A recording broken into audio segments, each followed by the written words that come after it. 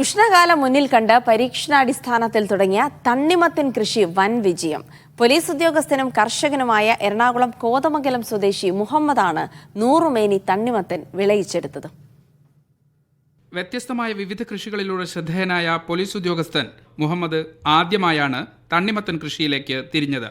ചൂടുകാലം മുന്നിൽ കണ്ട് പരീക്ഷണാടിസ്ഥാനത്തിൽ മൃദുല, കിരൺ എന്നീ ഇനങ്ങളാണ് വിളയിച്ചെടുത്തത്. Meat products of India chairman E K. Sivan ആദ്യ വിളവെടുപ്പ് നടത്തി. കാർഷിക മേഖലയ്ക്ക് ഒരു പ്രചോദനമാണ്. നാട്ടിലെ സാധാരണക്കാരായ ചെറുപ്പക്കാർക്കും സർക്കാർ ഉദ്യോഗസ്ഥന്മാരും ഇത് കണ്ടുപഠിക്കേണ്ടതാണ്, അതൊരു മാതൃകയാക്കണം എന്ന അഭ്യർത്ഥനയാണ് നമുക്കുള്ളത്. തീർച്ചയായിട്ടും ഇതൊരു മാതൃകയായി തന്നെ കണ്ടുകൊണ്ട് സമൂഹത്തിലേക്ക് ഇത് നമുക്ക് എല്ലാവരിലേക്കും ഈ അഭിപ്രായത്തിൽ എത്തിക്കുന്നതിന് വേണ്ടിയിട്ടുള്ള വലിയ ശ്രമമാണ്.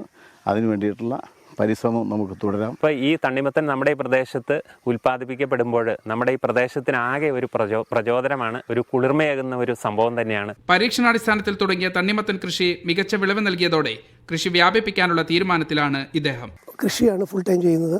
വെറൈറ്റിക്ക് വേണ്ടി ചെയ്തതാണ്. ഉഷ്ണകാലമൊക്കെ കാരണം തണ്ണിമത്തൻ കൃഷി ചെയ്തത്. വെറൈറ്റി തണ്ണിമത്തൻ ചെയ്തു. പരീക്ഷണാടിസ്ഥാനത്തിൽ കുറച്ചേ ചെയ്തിട്ടുള്ളൂ. ചെയ്തത് വൻ വിജയമാണ്.